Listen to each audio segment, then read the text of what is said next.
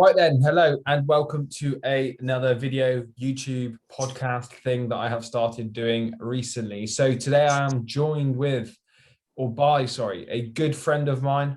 He goes by the name of Rowan, Rowan Smith.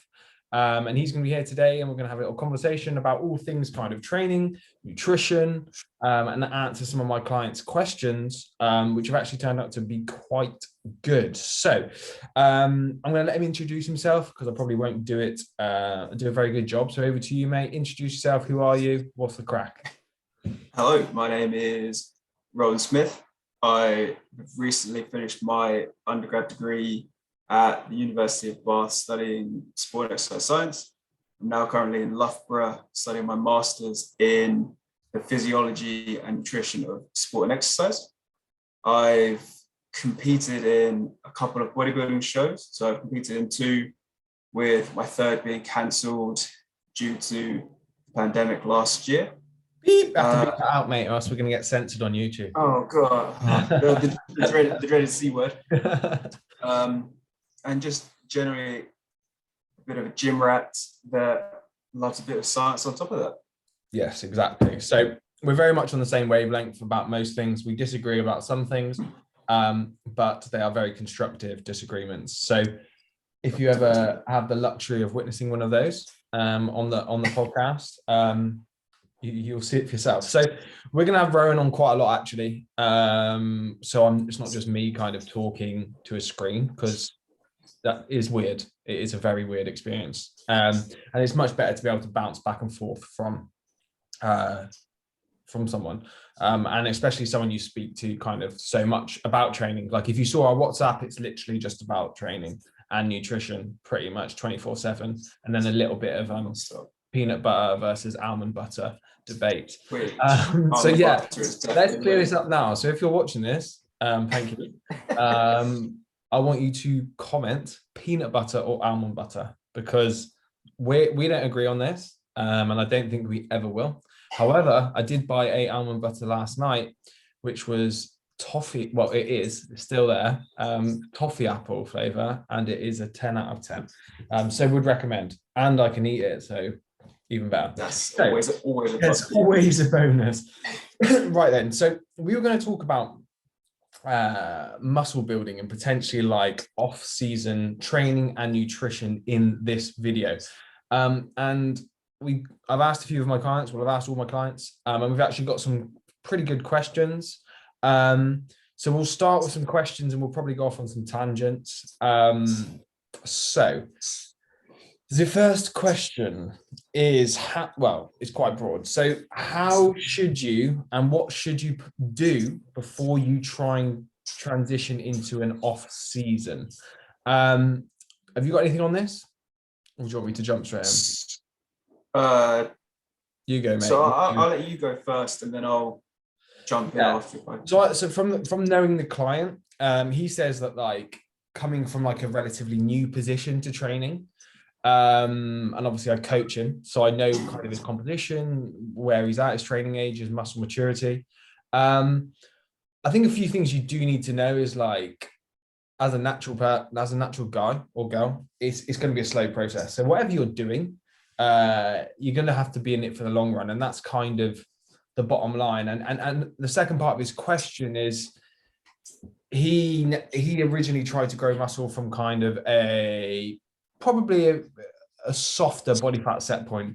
So I think in terms of body composition, I would always recommend to going a gaining phase from a leaner position, because it's inevitable with the time that you'll need to spend in a calorie surplus as a natural lad or girl, that you will gain body fat. Like that's inevitable and you won't get around that. And obviously if you enter a gaining phase from a fluffy or a higher body fat set point, you're just going to get fatter. And then kind of issues arise, so implications could arise. So one of the things that I see like stop successful gaining phase is body confidence. Like if you don't necessarily feel very comfortable at the level of body fat you have, you're probably more likely to want to diet. So I'd always recommend get leaner. And it also gives you a lot of room to kind of gradually progress your performance alongside the weight gain, as opposed to just being quite heavy and just getting heavier. Of course, you could get heavier, then mini cut, or enter into a little calorie deficit. But I just think the data sometimes that you can get and what you learn about a client or yourself from a dieting phase, you can then transition into a successful off season, because you'll learn a lot about your body, and how you work, what works well for you. But yeah, there's a few pointers there. Have you got anything to add to that? Yeah, I think you kind of hit the nail on the head with, especially if you're trying to grow muscle naturally, it is a slow process. It will take a longer period of time of consistency, and albeit you can do it from a heavier set point, as you said, you will run into possible issues through either psychological points, or even to a certain extent, your general nutrient sensitivity will be slightly lower if you are carrying a lot of excess weight. Explain nutrient sensitivity for anyone who doesn't kind of know that. So at least the kind of prime point would always be like insulin sensitivity. So how much carbohydrates can you handle throughout the day without essentially prolonged like blood glucose levels being higher. So if they were slightly higher, there would be more circulating sugars in the blood, which ideally over a longer period of time, you wouldn't want that to happen.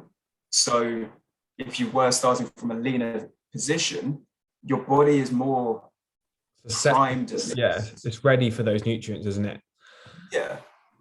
And exactly. And I think like sometimes, like this is getting a bit geeky now, but sometimes when you do get heavy and you get really heavy, you notice that your ability to handle nutrients or food goes out the window. So clients will know that I track subjective data and biofeedback from the clients. And when I'm asking them about their digestion and I'm asking them very personal questions about their stools, I am somewhat, to a degree, trying to gauge biofeedback on how they are kind of handling the calories or the food that I'm giving them. So if digestion is really poor and calories are really high, it could be an indicator that, right, we're actually not that sensitive to what we're eating anymore. Our body's not necessarily in the best place it could be to be handling that nutrients, and therefore, what can we do about it? Can we slightly pull back on food? Can we manipulate those macronutrients? But yeah, I think that's a really good point. And I think when you get leaner, you get more sensitive to what you eat, to those calories. Like me, for example, now, like coming from a show, I'm pretty sensitive to food, albeit I have my own issues as well. I'm definitely sensitive to food. So yeah, I think that kind of ticks off that question. Obviously, it's a very broad question, but I would always recommend kind of getting leaner first, because you're only going to get kind of fluffier. I'm not going to say fat because I'm not going to body shame anyone, unless they are fat. I will body shame.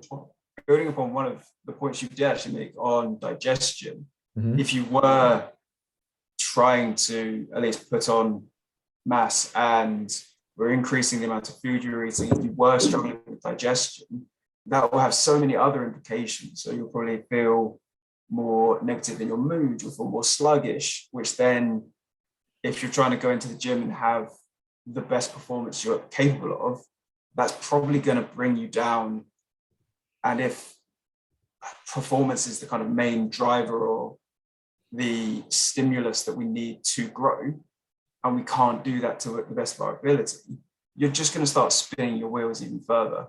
Exactly. And then it very quickly becomes kind of not a successful off season, and it just pretty much becomes like a road to getting fat, and arguably in a worse place. I've said the fat word. It's a road to getting in a compromised kind of position with your body fat. And then again, it's like that. It's a slippery slope, isn't it? Because then it gets worse, and then it keeps getting worse, and then you either need to do a longer diet, or you just do a diet, and then you reverse engineer it, and then has your gaining phase actually brought about any muscle mass, or did you just kind of put in way too much food, everything went in the red, and then you had to pull back, which is what happens a lot. Like dirty bulks can get pretty intense, and I say that from experience, because when I was 16, turbo bulk, absolute turbo. I was having like 4 shakes that were 1,000 calories a day plus food. Absolutely wham. I don't know where it went because I'm not even big, but yeah. Right, that's that question done. So got some more questions about gaining weight. So loss of appetite on a bulk, what would you recommend? So this is from Liam. He's doing really well on his gaining phase at the moment, so well done. Do you want to go off? Do you want to go off? Yes. So at least during a gaining phase, food choice does definitely matter. Ideally, if you're able to choose foods that you can easily digest, you don't mind eating, at least has a decent either micronutrient profile or contains some fiber, because that's definitely one issue I think a lot of people can run into, is either they won't have enough fiber, or because they're then eating so much, it just starts skyrocketing. And then before you know it, you're eating 60, 70 grams of fiber a day, wondering why you're not digesting anything. And it's just because there's such a buildup kind of in the intestinal tract that you can't clear it, and you just keep filling it with more and more food. Exactly. Yeah. And I think like food choice is the biggest way to preserve appetite. Obviously, we could potentially increase appetite from activity. So that being kind of training, general step count, and potentially cardio. But obviously all of those things are gonna expend calories, which is completely individual, because some people might need a little bit of cardio to get that appetite up. Some people might do better with a higher step count. But I think in terms of food choices, I would always recommend kind of that peri-workout window and driving up food around there. So peri-workout window being around training, so pre, intra, and post-workout. And I mean, of course, like the anabolic window has kind of been somewhat debunked. However, there is some merit, probably. And we want to probably take these 1-2% to putting most of our carbohydrates around the workout. And one of the ways that I have used in the past, and I use with clients, you'll be getting it soon, Liam, is driving up your intra-workout carbohydrates. So we'd be looking for kind of a supplement that has a low molecular weight. So normally that's like a highly branched cyclic dextrin. You could go for more cost-effective options, but again, they have a heavier molecular weight. Is that the right word? Heavier molecular weight? Yeah. So they will take more blood in the digestive tract to digest, whereas a highly branched cyclic dextrin will just literally pass through the walls into your bloodstream. And that gives you the ability of driving up calories through liquids intra-workout. So I have some clients on potentially 90 grams of carbs, probably the limit I would have for a strength-based athlete, but that is a 90 gram of carb meal that they then don't have to eat, and it really doesn't feel like food. It will kind of be starting that almost recovery process. It will be keeping like everything topped up, if we're even kind of tapping into kind of glycogen in the muscle, because we're not necessarily like a Tour de France athlete. However, I see that as a good window. And again, like Rowan said about fiber, pick low fiber foods around your workout, especially like post workout. Like I'm a big advocate, I know you're the same, of kind of getting in those, I don't want to say simple carbohydrates, but like those easily digestible carbohydrates post workout that don't take much in terms of digestion, in terms of chewing, anything. So cereals, bagels, cream of rice, they're all things that are just going to literally get into your system. They're very low volume, and they really will preserve that appetite. And also, I think one thing that will preserve your appetite is not necessarily overshooting calories when you don't need to, which is something that I see a lot. People are very quick to increase calories, even if performance is increasing and the body weight is increasing. And then you've got to think, like, are you going to be able to keep that up forever? Probably not. Like, IFBB pros are eating like 9,000 calories, like, and we're nowhere near that level, and we're not on drugs. So you've got to preserve that kind of runway again. You don't want to be straight out of a dieting phase right up to 4,500 calories within a week, because you've not eked out all of that progression in between on the calories that you could have incrementally brought up. I don't know if you've got anything to say about that. I mean, I think we covered it quite well.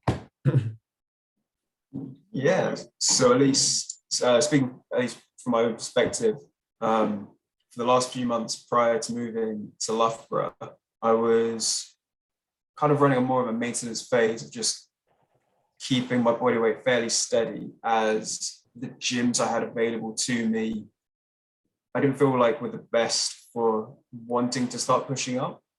So then, at least since coming to Loughborough, where joined a better gym, so sessions are going really well, expenditure's a little bit higher just with walking to uni and things like that.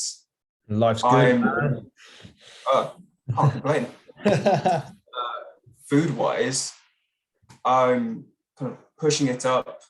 So at least training days now, I'm around 3,750-ish calories. Then training days are around, non-training days, about 3,600. I definitely noticed that my weight stays fairly consistent even when I increase the food. But then gym performance is increasing, activity I'm trying to keep as steady as possible to not keep having to increase the amount I need. But composition is definitely improving as I'm increasing calories. But then rather than staying at the same level, it is a weekly or even 5 days or so assessment of what's the average weight across that period. Do I need to increase? Where can I then add those additional calories around the kind of eating day? And typically it is adding more calories to the session itself and increasing the amount that I eat post-workout. Because at least I think that's the easiest place to increase calories for everyone. Because most people in a gaining phase, the increase will come from carbohydrate. You're not going to be necessarily driving up fat unless your appetite is really poor. So those carbohydrate increases, it makes sense to just put it with the meal that's easiest to eat. And again, this is completely person dependent. Like, if you can handle a massive amount of carbs pre-workout, do it. I know a lot of clients don't like it pre-workout. You can get pretty sluggish. But also, kind of at some point, if carbs get super high, like I've got some clients on maybe 600 grams of carbs daily, you're going to have to put those carbs elsewhere in the day. And that's just kind of the way it is. So again, this is completely person dependent, but we'd recommend kind of preserving appetite by picking like easily digestible foods, and just be smart with it. Like, don't be an absolute douche. Like, don't be having like peanut butter with every meal. Don't be having like 400 grams of oats when you don't need to. I understand that oats are great, but kind of they're high in fiber, they're high in satiation, they're gonna fill you up. And I could probably eat like 1,000 grams of oats, but I could eat a lot of oats. But like, you've got to know that once appetite's gone, you're gonna start running into the red with the biofeedback, because then you run the risk. Well, you won't run the risk. Like, if you want to gain weight, you'll be at force feeding level. And trust me, like, force feeding yourself, I know it's a horrible problem to have. Obviously, like, we're very kind of ungrateful, but force feeding, yeah, exactly, I know.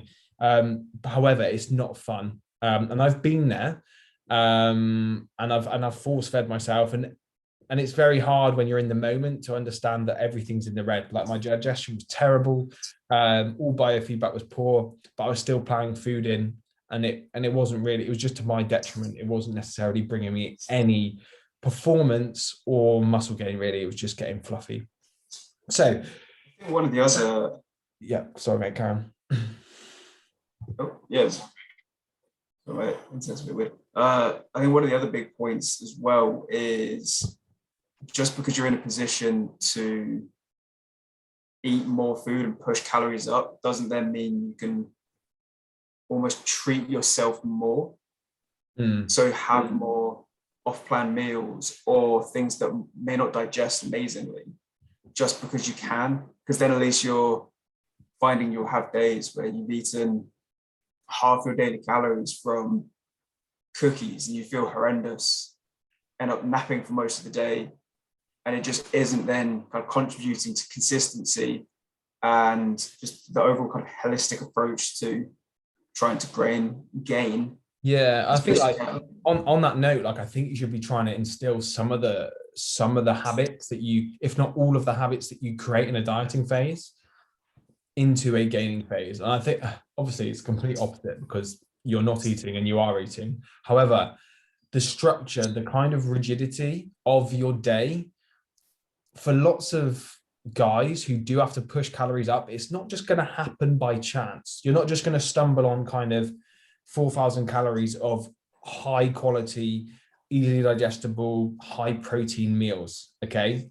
Yes, you could stumble on, like you said, absolute rubbish like crisps, sweets. Do you know what I mean? They're going to leave you feeling terrible. And like you said at the start, like performance drives our off season. So if performance isn't going up, what are we doing? We're just putting on weight for weight's sake, and not actually improving the stimulus or creating that progressive overload that we need to grow muscle in the long run.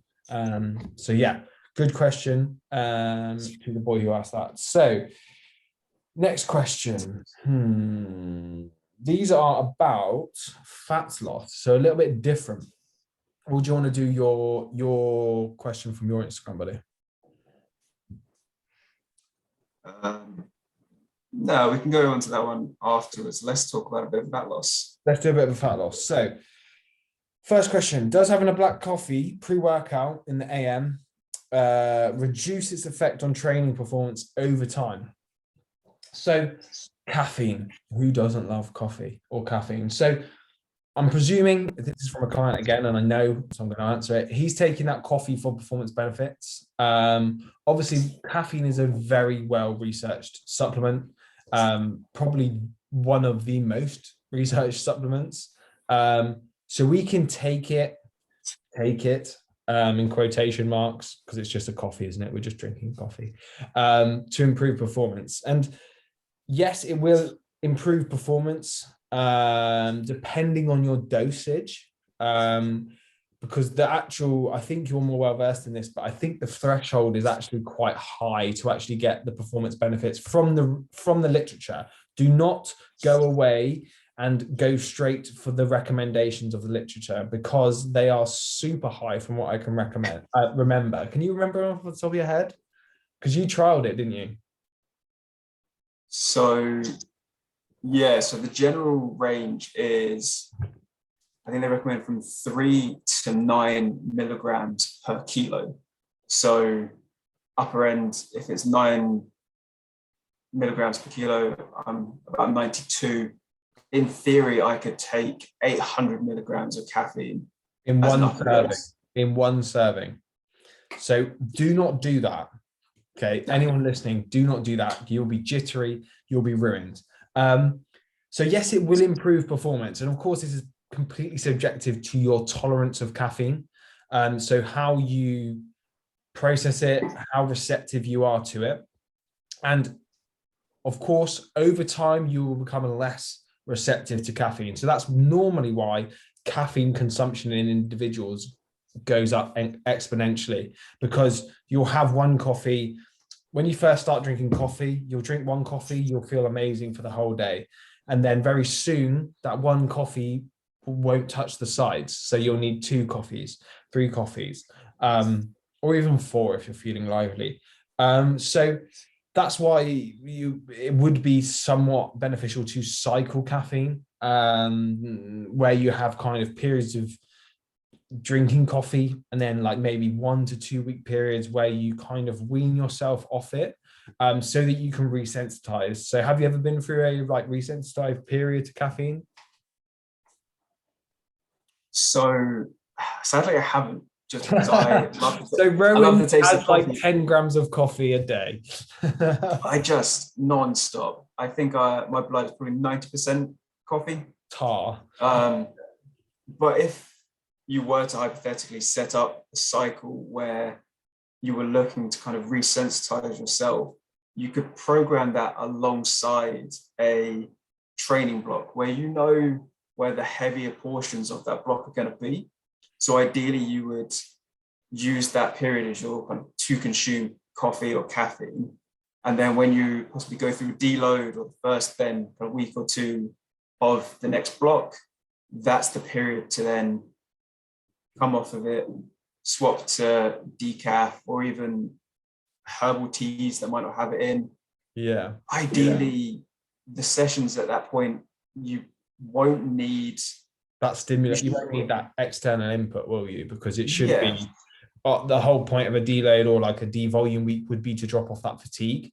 And part of that fatigue would come from caffeine and all other things, because they are going to kind of knock your nervous system into that readiness state where we want to train, we want to attack the weights or go for a run. So yeah, I would, and as an approach to kind of resensitization, it depends how dependent you are on coffee. So when I was doing my PGCE, I did have like when we were on half term, I did kind of have, I tried to wean myself off caffeine, and I went cold turkey from having a lot of coffee, and the side effects were quite bad. So I had headaches, I felt kind of sick, but they do pass. But if you're not necessarily as kind of quote unquote addicted to coffee, because it is addictive and your body does get addicted to it, you could probably just get away with cutting it straight out. But if you feel like you're more kind of reliant on it, I just gradually taper down your coffee into that deload week. So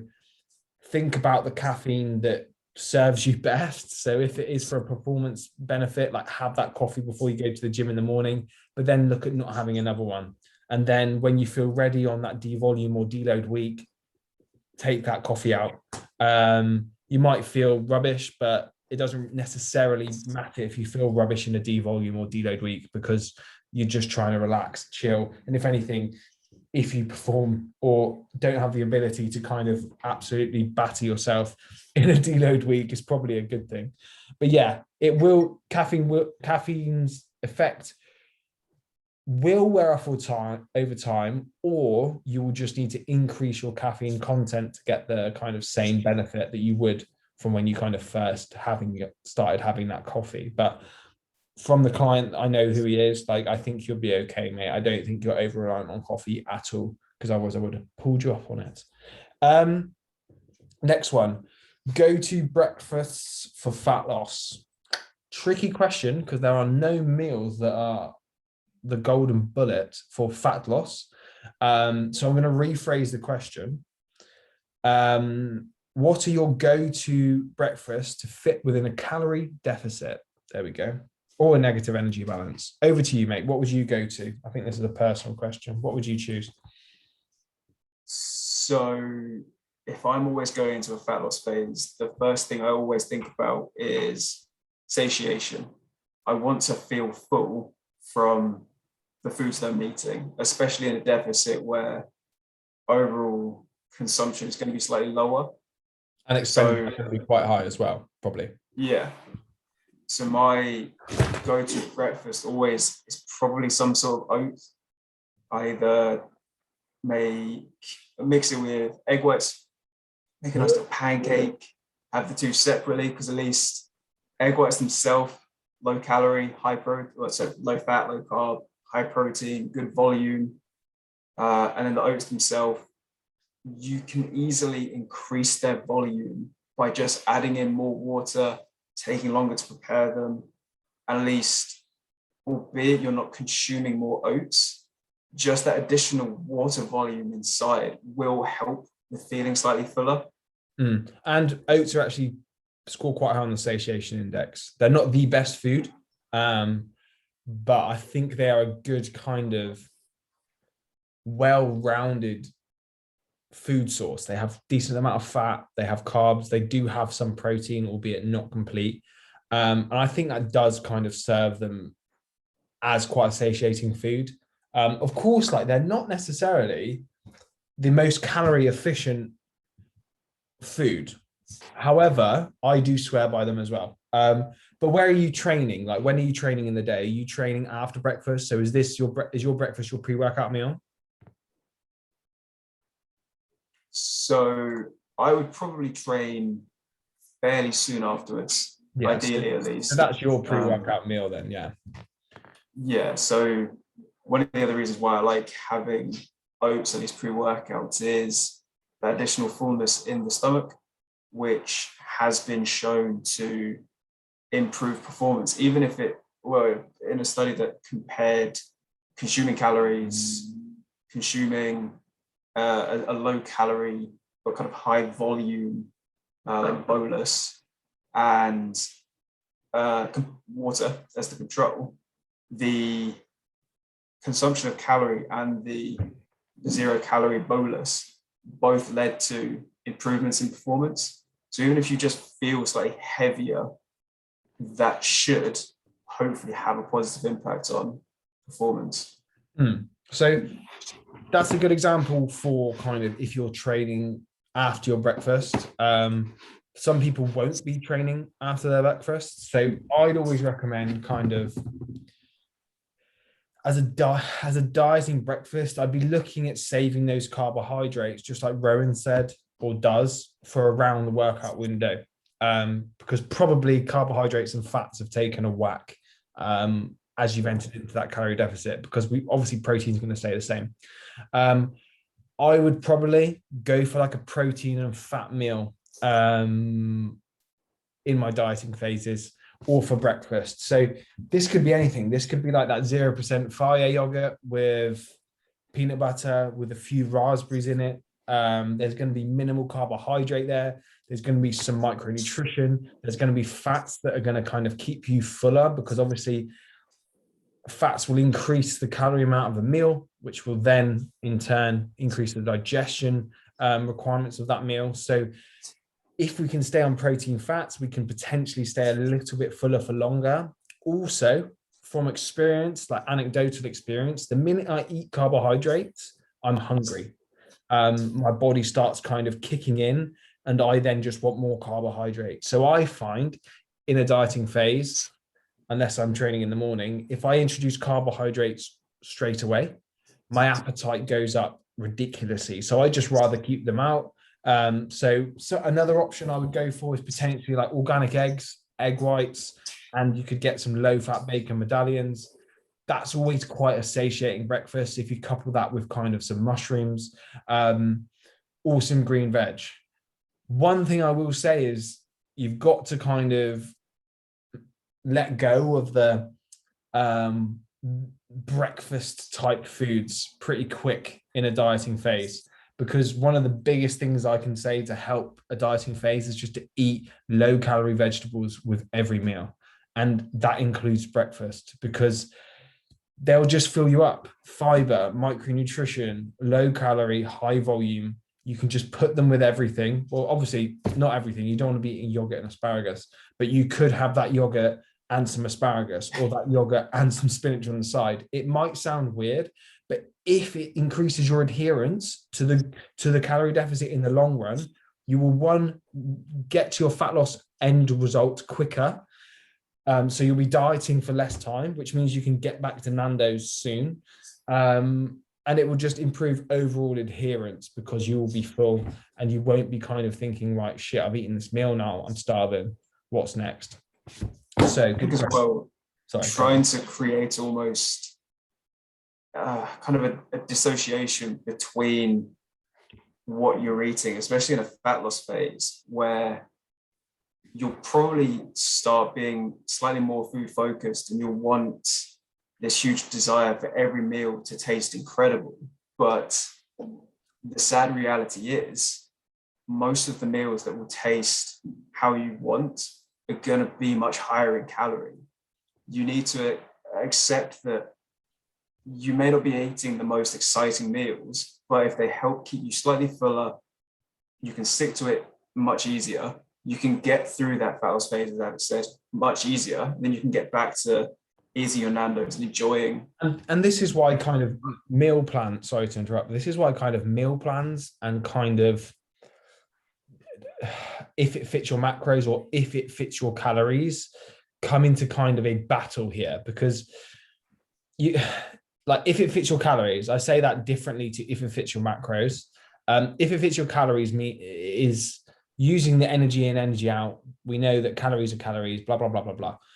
But if you're picking foods that are not going to fill you up and potentially run the risk of you cheating on your diet, not sticking to your calorie goal, you're going to be dieting for longer. So would it make sense to kind of pick those boring meal plan like foods, get the diet done in 8 weeks, and then get back to the food that's still going to be there? And what you've got to remember in the dieting phase is like, this is what Rowan reminded me of a lot when I was doing my competition diet, is like food will always, well, unless we have everyone starts panic buying, food will always be there. So like whatever craving you have, like that food will more than likely still be on the shelves in 6-8 weeks time, and you'll be able to enjoy it. And you just got to see kind of your decisions in the moment facilitating the goal that you've set, or the journey that you've embarked on. Like, and at the end of the day, your actions have got to align with what you say, or else kind of you're just spinning your wheels again. Like if you say you're trying to lose this fat or entering into a fat loss phase, and you're kind of picking food choices that you know are not necessarily great, and they're leaving you no calories for the rest of the day, you've got no energy, and then you're checking in and you're saying, oh, I can't stick to my calorie deficit. We're always going to point out, like, this is a high calorie meal. Like you're not in a calorie deficit anymore. Like, so be very smart with it. And sometimes boring is better. And structure really does help in a dieting phase, because if you're always thinking about like, oh, what can I have for breakfast, that decision fatigue will make you make poor decisions more often than not, because you'll try and fill those calories with like, oh, I can have a quarter of a pancake today, and then that leaves me carbohydrates for dinner. It's like, yes, a quarter of a pancake might using that. Sorry. I was going to say, using that example, my first 2 contests, so I've coached myself for all of my preps, and the first 2 shows I followed a if it fits your macros strategy, and I would find, okay, I've been out, need something quickly to eat, I'll get a protein bar, and then I very quickly found that I was filling up a lot of my calories from just these 2 protein bars a day, sometimes 3 if I was slightly busier. The third show I did, I set my meal plan, followed it every single day. It was tweaked slightly, so it was higher calories on like leg training days, slightly lower on rest days, but at least I knew what my 5 meals were. I didn't have to think about anything. I had everything prepped, and the amount of food focus I had, at least even just during the prep or thinking about meals, and that decision fatigue was definitely not there. And I always found that I was then looking forward to the meals on the meal plan. So I was like, oh, sweet, I get to have sushi rice later, even though it was only like 40 grams of dry weight. 2 grams of rice. I loved it. Yeah, and I think like it was like one tablespoon, but I loved it. It tasted good on the lips. Right, I think we've absolutely hammered that question, so let's go on it.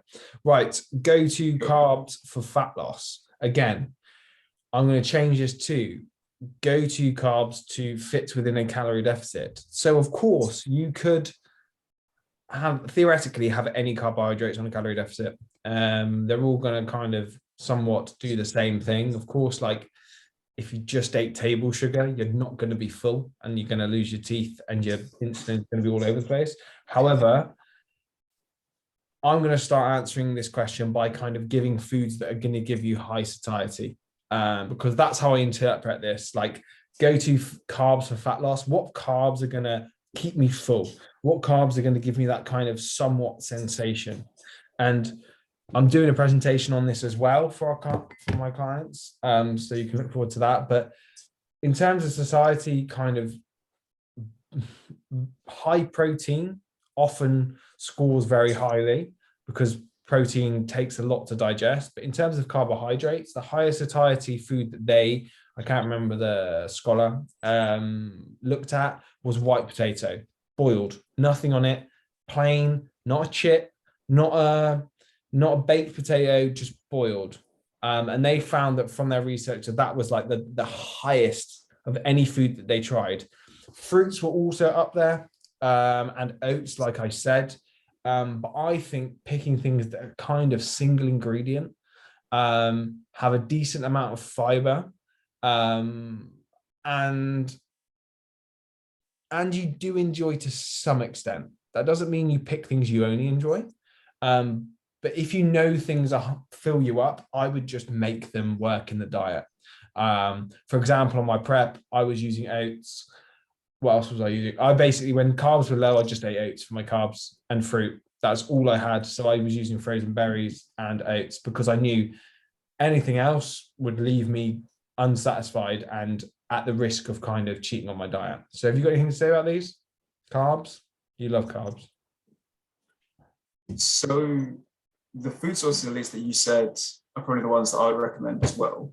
The good thing with the ones you did say is they're not processed. They've got a certain amount of fiber in as well. So especially during fat loss phase, where calories are lower, you'll then struggle to get that fiber in. And keeping fiber somewhat high will help with not feeling as hungry. So keeping things like oats, berries, carrots, potatoes, definitely with the skin on rather than peeled, are gonna help keep you fuller for longer.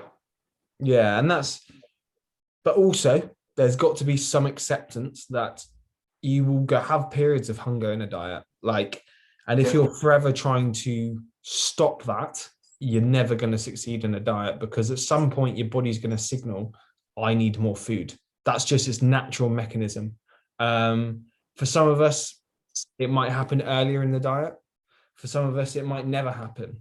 Well, it won't never happen, but it depends how big your calorie deficit is, your psychological approach to food, and your body's physiological response to the calorie deficit.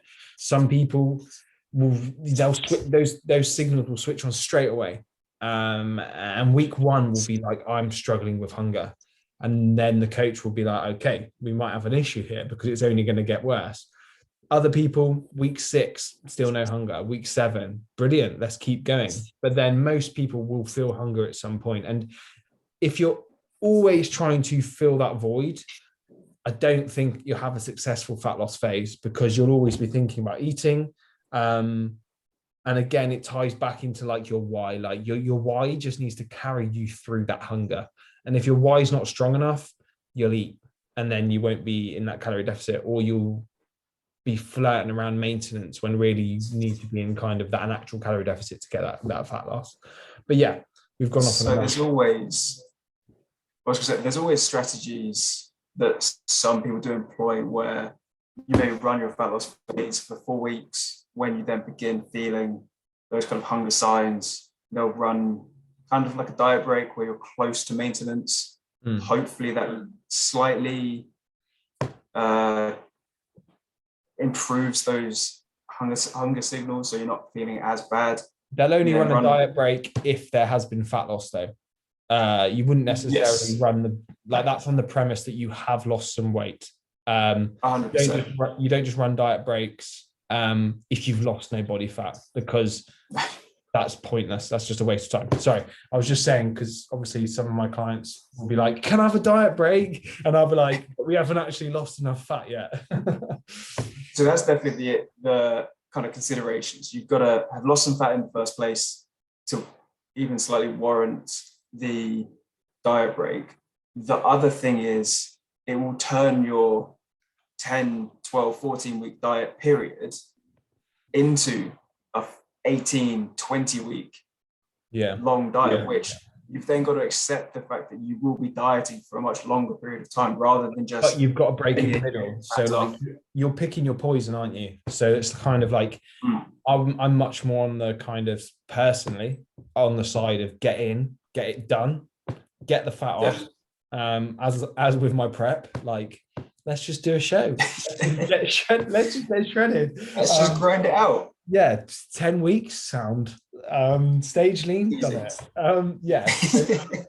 I just get in and get out. That's but obviously everyone is different. If my life is pretty much fitness, so I have the luxury of having a lot of time to think and do all the non-negotiables. For some of my clients, like they have full-time jobs, so I understand that you only have a certain amount of bandwidth in your life that you can deal with stuff. So that's where kind of the levels of fat loss and understanding where you are will help you. And you've got to be realistic in that. I spoke about this on another podcast, kind of, if you've got a super busy job, like let's not put that pressure on you to lose all that fat in 8 weeks. Let's aim for like 18 weeks, 20 weeks. We'll take it slower. Okay, you can go to that social occasion. We'll manage it, but you can go to that social occasion. But yes, you'll be in that calorie deficit for longer. You'll be dieting as such for longer, but it's more realistic to your unique situation because you're not like me. You don't get up at 5, go for a walk every day, have a coffee. Like you can't train when you want because you've got to be in the office. You've got children, stuff like that. So be very realistic with things and kind of, that's another tangent, mate. We're going on to some good tangents. I think that we've gone from carbohydrates to kind of how long the dieting phase should be. Last one about dieting then. So fat loss snacks. Right, I'm very passionate about snacking. So don't snack. There you go. Right, in a dieting phase, again, we're assuming unless you're a mutant and you've got tons of muscle, calories are going to be lower than you normally have. For some of us, that's going to be a big shock. Wake up call, you need to eat less to lose weight. I think personally, snacking is just a way of eroding your calorie goal for very little benefit, because what you're doing, like we said earlier, is you're trying to fill that hunger signal that's going to probably be there for the rest of the diet now.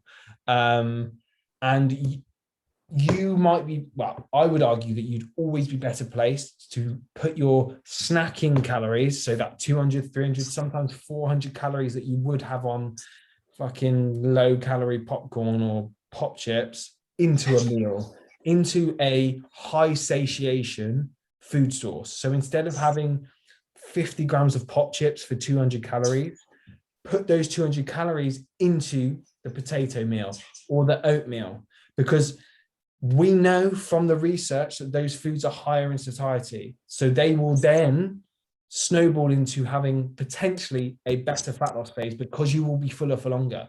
And it's something that's very hard to get away from because food manufacturers make it so hard not to snack. Everything is easy to eat. And they're even getting smart by saying that things are low calorie now.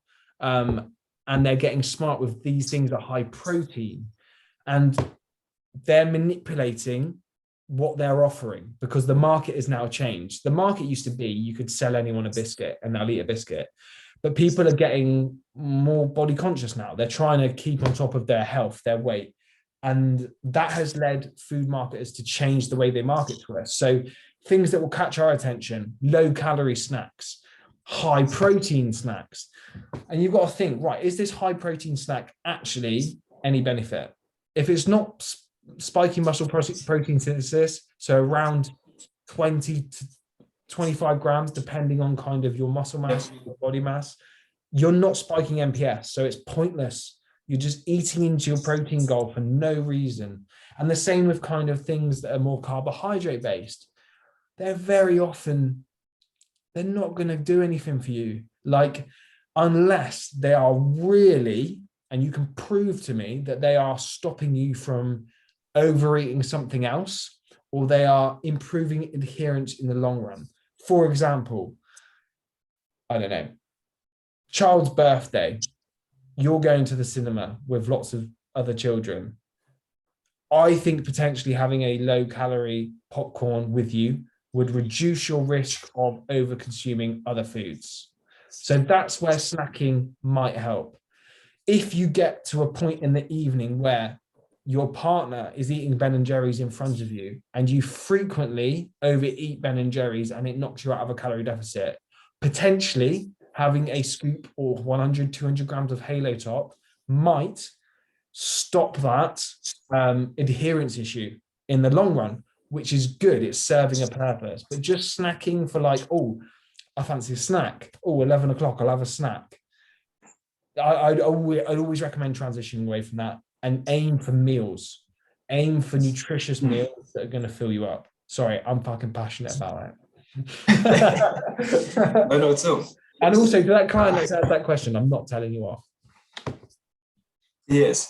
I am a little bit. Wait till you check in. I'm going to go. But it's true. If you're only eating 2,000 calories a day, you have 200 snacks. That's then only 1,600 calories to split between the rest of the meals. If you then use that 400 calories you use for snacking to sprinkle that onto the other meals, that will make such a difference in how you feel after each of those meals. 100%.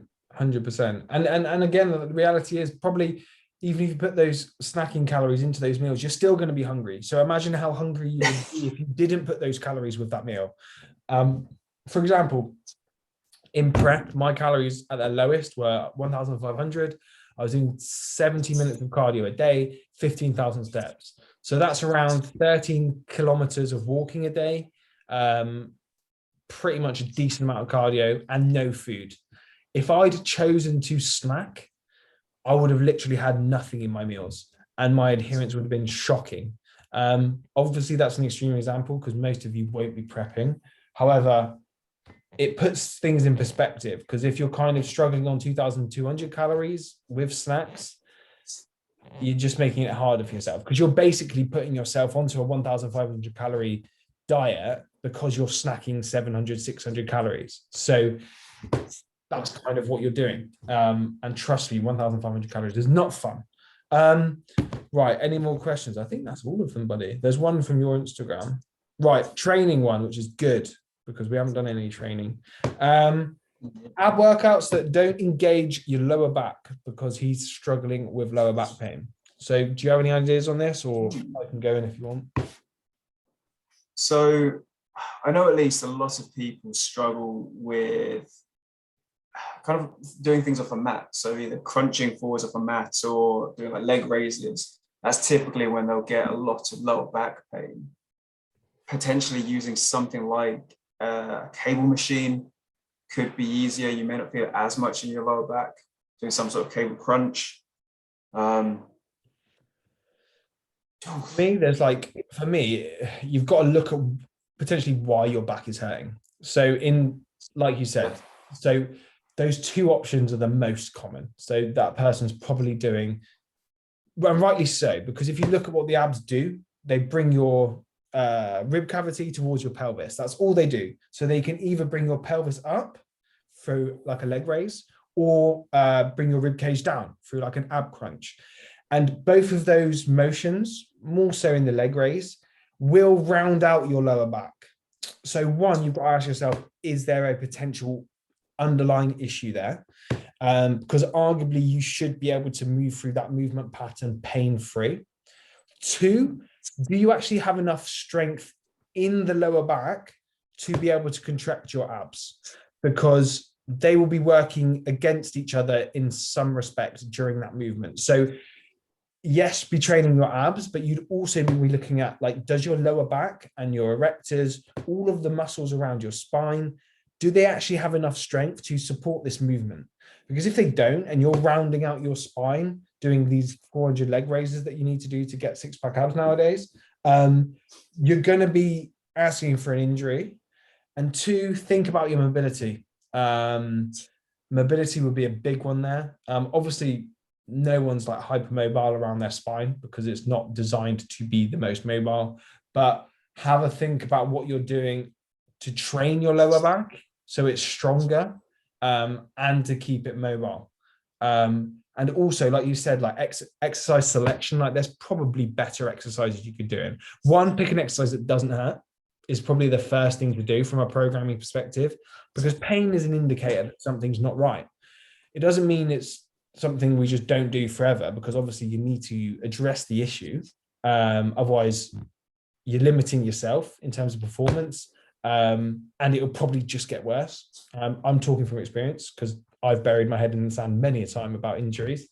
So then exercise selection, have a think. So like this, like Rowan was just about to say, like probably a standing or kneeling cable crunch is a good option. Yes, that is with load. However, it gets you off a mat, and you're not necessarily kind of just lying on your back all the time. In terms of a leg raise, you could do that hanging if you have the ability to do so. But again, if your lower back is not stable, it will start to ache, and it will start to blow up. That feeling of getting a lower back pump is potentially something that he's talking about, unless it's like excruciating pain. And that is a defense mechanism. That's your back fatiguing, basically. Like when you're doing a bicep curl, your biceps start to burn.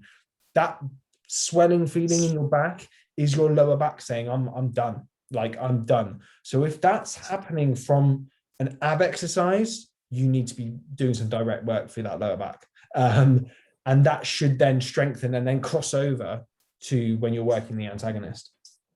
Because I guess as well, one of the other points is, are you doing it to try and build hypertrophy in that area? So are you trying to get bigger, thicker abs? Or are you just looking to improve the strength in your kind of core, I guess, around the trunk? Which, if that is the case, potentially doing ab crunches, leg raises may not be the most appropriate exercises to choose for that. 100%. So then we're talking about specificity, like what you actually want to achieve. Because a lot of people just do ab crunches and leg raises because they see people do them. Like, that's the bottom line. It's the same with a lot of things. Like, people do bicep curls. Why? Let's do a bicep curl. Do we need to do it? Probably not. Do you want bigger arms? No. Why are you doing a bicep curl? Like, do you want a six pack? No. Are you still fat?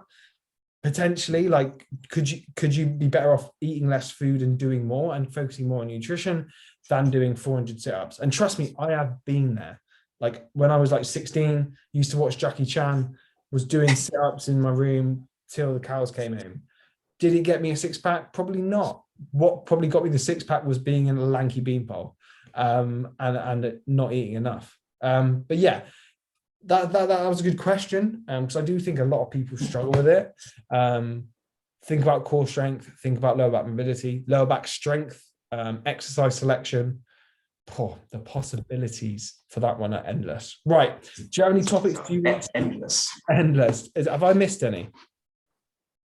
Have you got them in front of you? I think that is everything. Is there anything you want to touch on before we go?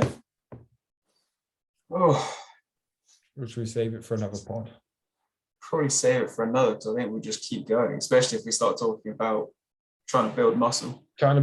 Yeah. So I'm thinking on the next one, we talk a little bit more about training, how we might approach training in a gaining phase or in a dieting phase for that matter, because arguably they're pretty much the same thing. There'll just be a few different considerations that you need to think about in terms of volume and recovery. But yeah, really good chat today, buddy. Like, I know my clients and whoever watches this on YouTube. So for before we go, obviously people know who I am. I am Alex from Project Sparks. You can subscribe if you're new, like if you're new, comment if you're not new. I don't know if I've done that right, but you can find me on Instagram, socials. All of my links will be in the bio below. But where can they find you, Rowan? Obviously, you're going to be a guest on here for a while now, so you'll become a familiar face, but this is the first video you've appeared in. So tell us where we can find you. Yeah, so I'm in the process of setting up my own kind of coaching services. So the best place to find me is at Rowan Smith Coaching on Instagram.